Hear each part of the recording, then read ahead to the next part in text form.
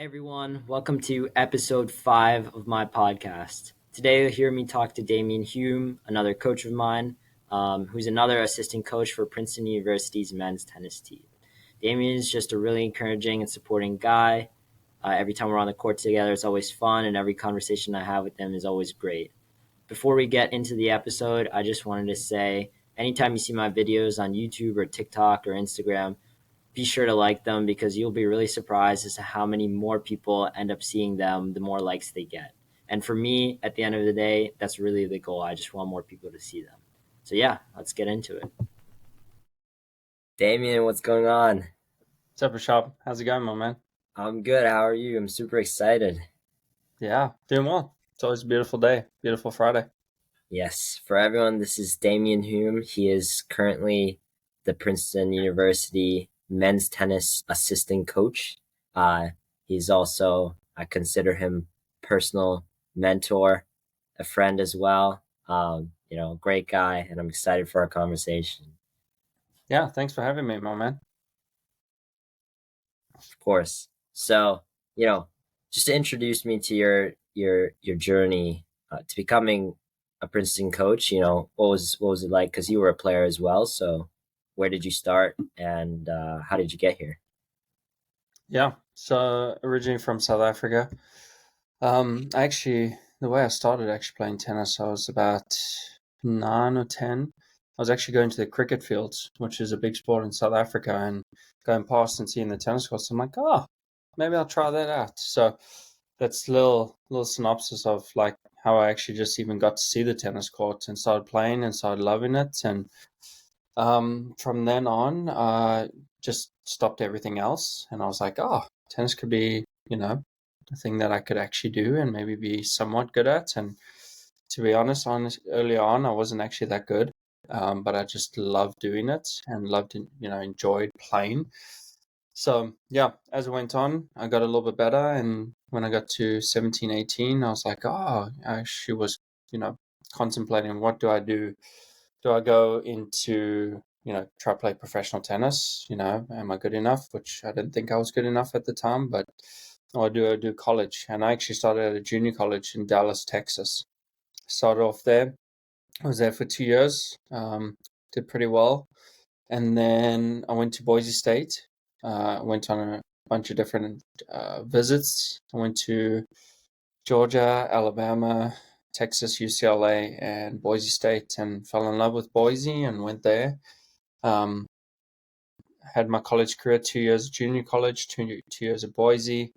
My shoulder kind of bombed out about the end of my junior year, and then I had to figure out what I was going to do after my senior year. I had shoulder surgery at the end of my senior year, and then I was like, oh, what am I going to do? I actually didn't want to coach. I actually went and interviewed for a bunch of jobs, sales jobs. Everybody's like, oh, you'll be great at sales. You got an accent. You're an athlete, competitive. Go do some sales jobs. I'm like, oh, okay, maybe. Interviewed, didn't quite like it. Kind of started doing some lessons, and then from Michigan State called me. So I went to Michigan State. I was there for about 2 years, and then Princeton called me, and this is my 9th year at Princeton. So kind of little ways around the United States. Well, I'm sure that was quite a journey from South Africa, and I don't know, as a little kid, I'm not sure you probably pictured yourself, you know, playing college tennis or then coming over and coaching for such a large university. So I'm glad that you're here. Yeah, I think I was really fortunate. I mean, tennis has taken me all over the world. I mean, I think I counted the other day, I was like 36 or 37 countries. I mean, just incredibly blessed just to Wow. even be able to do that. And, at the university I'm at now, which is one of the best in the world, it's so cool just to, the people that I get to be around and the players that I get to talk to and mentor, which is really awesome. Right. No, that is awesome.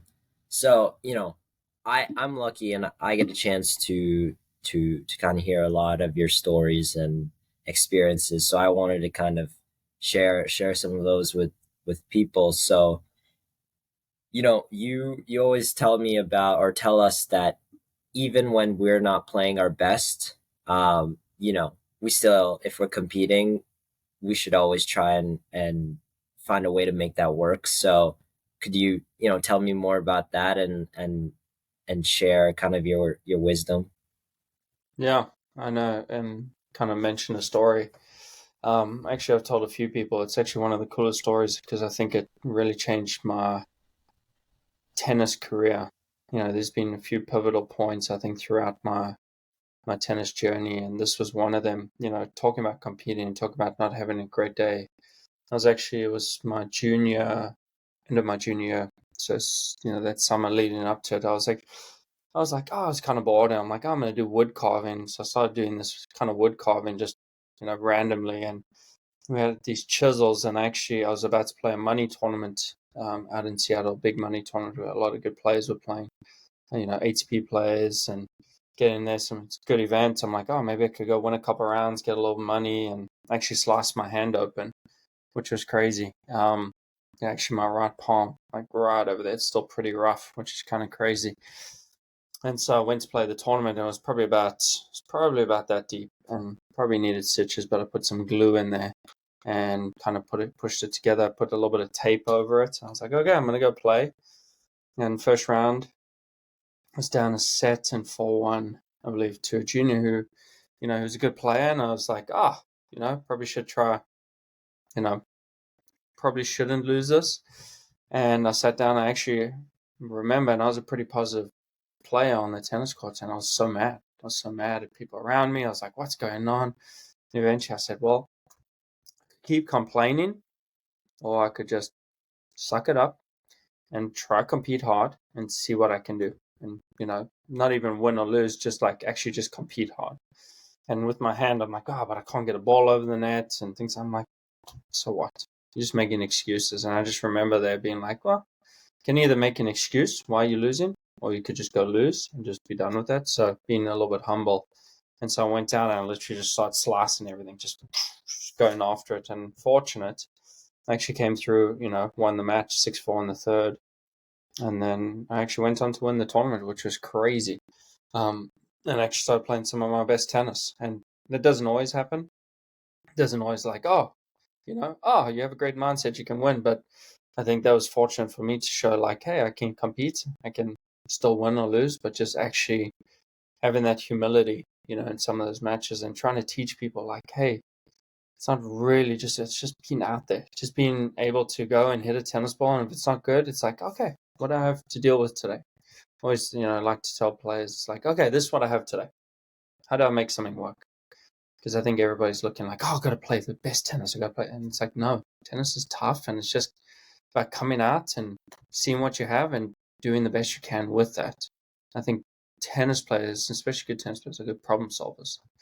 Trying to figure that out instead of like, oh, let's try. No, I Right. have to be good. Oh, but I hit such a good ball, yesterday.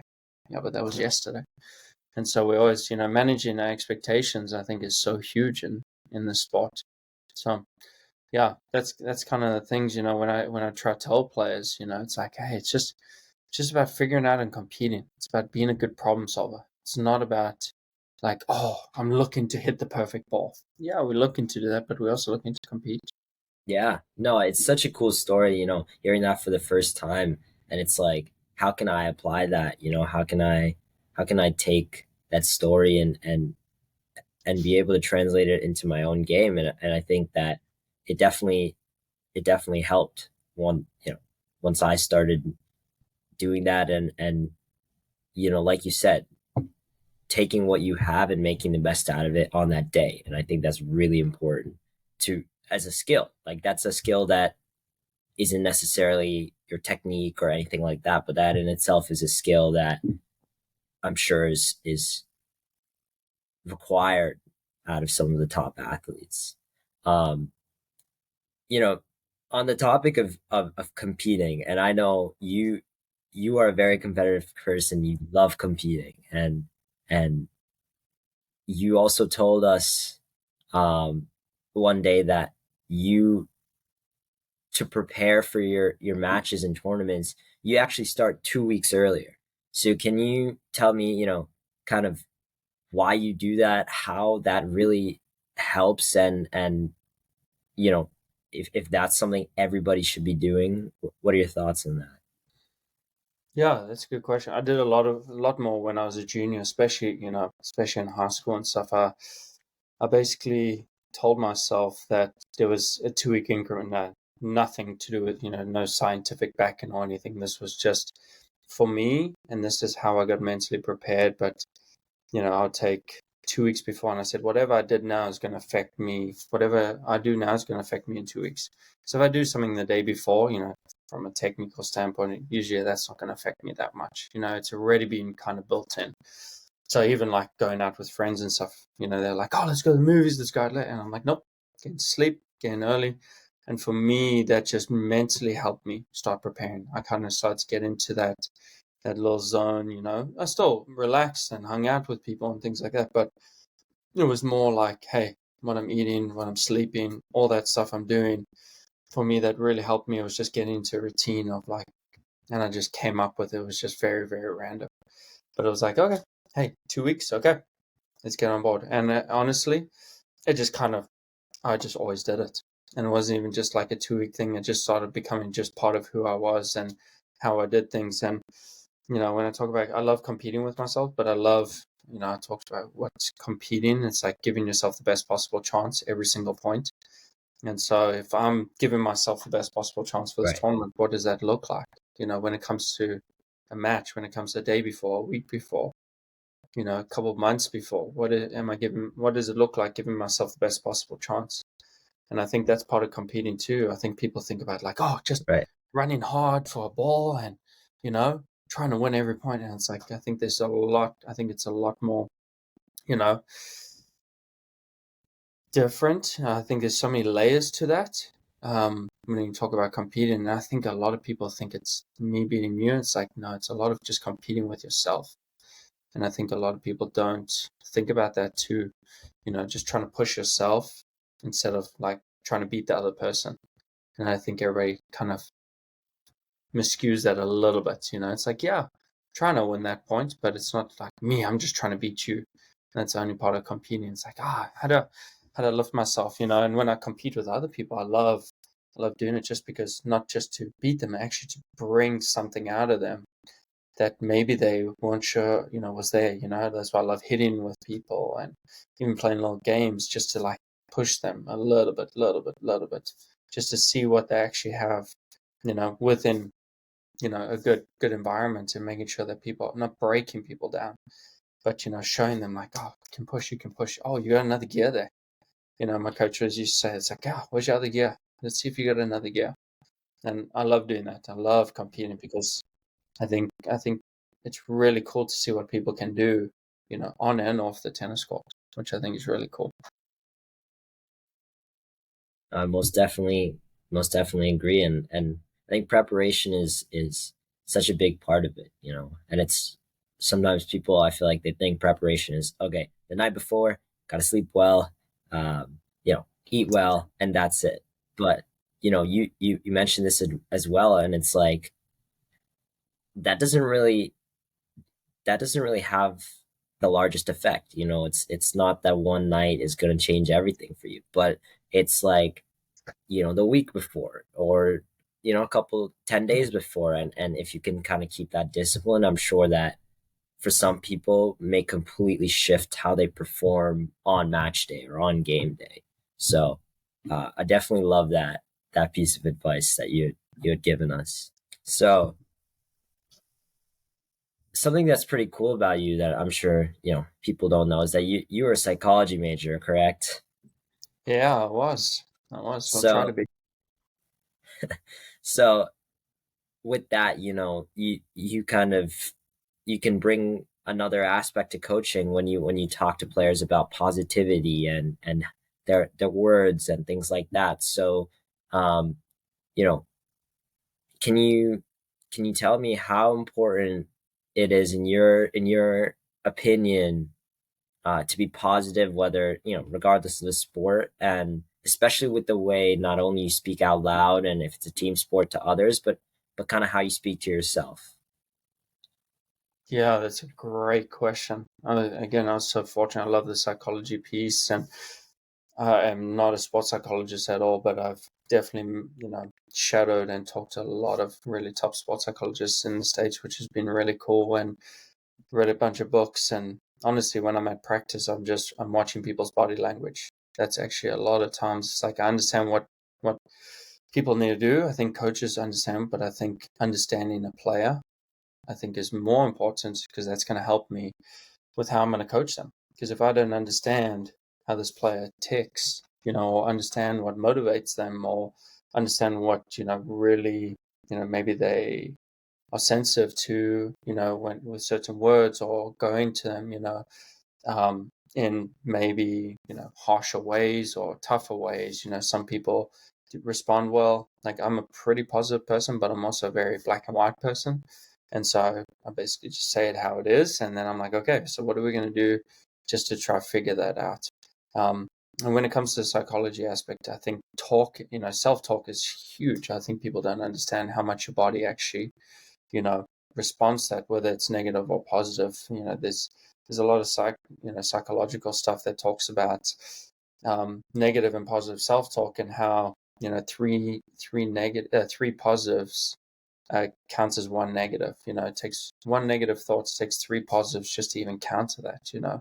And so talking about that, but I've talked about this a lot. I call it my two but theory.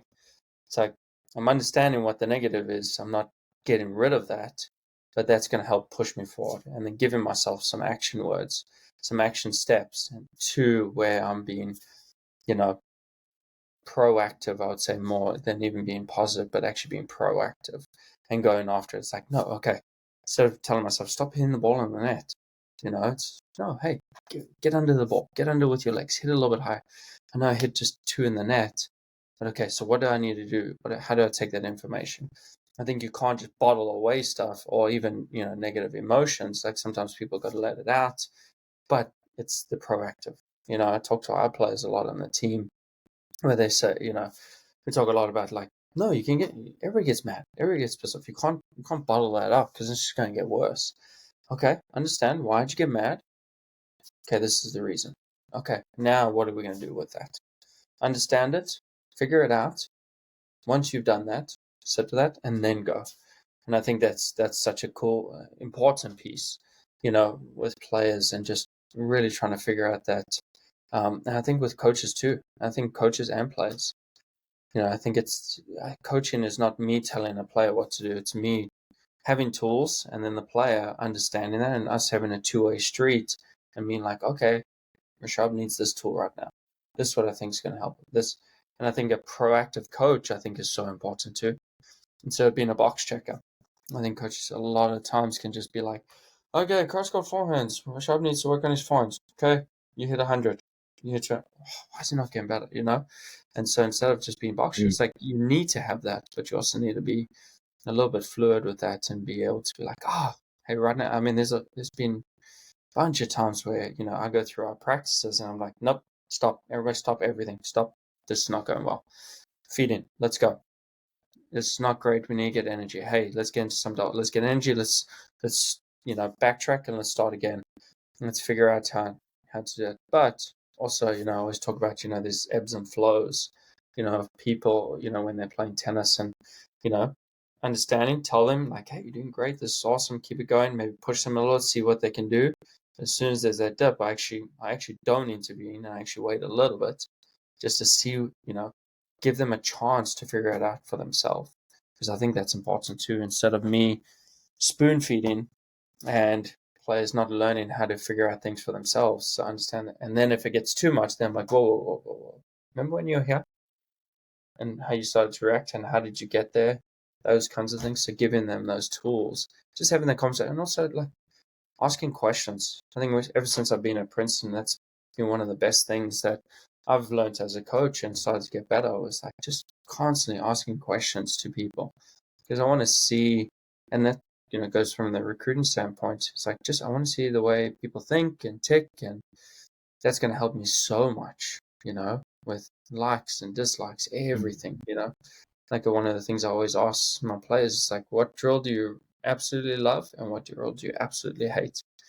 And I think knowing that as a player and as a coach, I think, is important. So and ones that you hate. Is like when you're actually feeling good, I want to give you the ones that you don't really like, because I want to get you in a good space, and let's get you a little uncomfortable, see if you can push that a little bit. And then when you're not feeling great, okay, what drills do you love, and that's gonna build you, some confidence. And me, I had like a dumb one. It was just one person there, one person at the baseline. It was my favorite. And it got me into a zone, and somebody there was quick, and I couldn't think, and I just would whack. I just hit balls, move my feet, or if I'm at the net. And, when I felt good in the drills, I hated half court points or hitting cross court, just because I wanted to make the person run a lot. And so I knew when I didn't feel good, I'm like, if I can conquer this drill that I absolutely do not like, hey, maybe, and then it creates a little bit of mental toughness for me on top of that too. It's actually funny you say that because I I that's my least favorite drill as well. Like I don't like playing down the line. It's so limiting for me. So it's Yeah. it's cool to hear that someone else shares that. But to respond to like what you said in general, I think it's it's it's great advice. Stay positive. Keep watching the words you tell yourself, but at the same time, be a problem solver. Whatever the emotions are, uh, being able to solve those problems will really help your game because otherwise, you're pretty much being controlled by how you're feeling, and that's not what you want as an athlete. So, great advice on that. Um, One of the last things I wanted to talk about is recruiting because um you do a lot of recruiting. You talk to a lot of players in the US, in Europe, you know, um and you always start off with some personal questions. So I was just curious as to why you start with questions like that and how does understanding um a player and who they are affect your decision with recruiting them and maybe if you could tell me what how you like players to respond and what are kind of some red flags if they respond in a different way. Yeah. One of my favorite questions to ask is, what's your favorite movie, book, or TV show? So honestly, it's an icebreaker. It's to figure out. It's just to like, hey, I just want to talk to. It's not just a tennis player that I'm recruiting or a result or a UTR or whatever that is. So I'm like, I get a range and we figure out, but I want to know who the person is. I want to know if I'm going to help them out. And it's not just about me figuring out, red flags for them. It's like, I want them to know who I am and, um, you know, be a little bit more personal than just like, oh, what do you do every single week? What do you do for practice? What do you, it's like, everybody has very, very similar answers. It's not, honestly, it's not rocket science. It's how people use their time efficiently and being effective with that. A lot of coaches, there's a lot of good coaches, and figuring out what the right environment, number one, with a coach and the right school, I think is really key. Honestly, for me, the biggest thing is if I wouldn't say red flag, but I want to have a conversation. So as soon as there's those conversations where people are just one word, very, very short answers, don't kind of relay on, conversations or message. I'm just like, okay, well, I don't, this is not, it's a red flag in a sense that it doesn't really help me get to know that person. And so Right. that doesn't help me. So it doesn't give me a full picture from that. So I do a Mm. lot of things. I mean, I've had some great conversations with players, and it's been really cool. And honestly, I love recruiting just because I can meet different people, and whether they're coming to Princeton or not, most of them are not. Some of them are, whether it's my choice or theirs. And so it's just really cool. And I actually stay in touch with even ones that we compete against, and so it's really cool. That aspect. So yeah, I think I always tell the players just to ask, do research. I think coaches need to do that, and players should do that too. They should do their research. Whether it doesn't have to be crazy amount, but it's like knowing just the background of maybe the coach. I mean, we know details, ins and outs, and scores and results, and so we know a lot about the player. So I think it almost should happen the other way, and I think that would help. I think that would help a lot, on a player standpoint for a coach, like just knowing that and just being intuitive. I think also I think not being too cocky, I think, is a thing that can help a lot. I think once somebody comes with, and there's a different, I think there's a fine line between cocky and confidence. And so once I see somebody who thinks they're too big for their boots, I'm just like, okay, maybe, that doesn't help and it's not great. We have a culture in our team and it's been so much fun, and, it doesn't mean people are cocky or not, but I think we have a great, great set of guys, and Billy and I have done, a lot of work with recruiting and figuring that out and getting good guys on our team. And I think Right. that's key. I think a lot of our guys are really good guys. And I think that's a very, very common thread throughout our guys and what we do with recruiting. So it's huge when Billy and I talk about stuff. A lot of the times it's like, okay, we're looking at results, but once you start to, there's a lot of people that could be the same. If we look at 3, 4, 5 guys, I'm like, wow, this guy's awesome. How do you, what do you catch in their eye with? And it doesn't mean you have to manufacture anything or go, but it's just like showing yourself to the coach, and I think vice versa. It's like knowing, like, and again, that's, why do you like that movie? Why do you like that book? Oh, that's cool. Oh, I wrote about this paper, those kinds of things. Like, and I think building off that, and I think also asking questions, not those preemptive, it's like, oh, what? Like, I think that's great. For you, it'll be a great question. Like, oh, if I'm a recruit, what, Damon, why do you ask that question? Why do you like to ask that? Or what is your favorite movie? Why do you like that movie? What are the things? What are the books? What have you read lately? I think and I use those 3 things because honestly, I say some people like books, some people like TV shows, some people like movies, and usually I don't think I've found anybody who hasn't liked one of those. Um, and sometimes people like all 3 or just 2. Some people are like, I never watch movies. I'm like, okay, that's cool. And some people are like, oh, watch that. And figuring that thing, that out about them and why they like certain things. It's like I'd say, oh, I love the Dallas Cowboys. And everyone's like, what? Why do you like that? I went to school in Texas and I love sports. And I think sports in America, I think, is huge for social connection. And that's why I think a lot of times, and I came in not knowing anything about American football or basketball or ice hockey. I'm like, well, I'm in a place that has it. I'm going to support that team. Great. That's literally how I started. Oh, okay. Oh, why'd you go to junior college? And so it's a conversation starter, and it gets things going. You start to figure out who they are. And I think I want people to know, who we are just as people, because I'm going to be, I could possibly be Right. coaching them. And so if you don't really know somebody, and especially as a parent, those parents don't know, who the coach is or who the players on the team or the university is.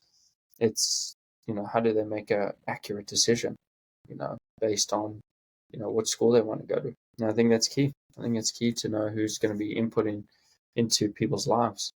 And then honestly, you never know. Like, I still talk to coaches because, like, actually, it's kind of funny. Billy recruited me out of Alabama, and I stayed in touch with him after that. And that's kind of how I got connected with Princeton, and almost like basically how I got to Princeton, part of it, which is kind of funny because I made that connection. So That is funny, and I think I'm glad it worked out.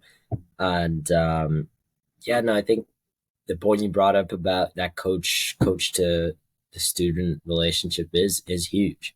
Like you've mentioned this. Like, why do you want to be at a place that you hate for 4 years?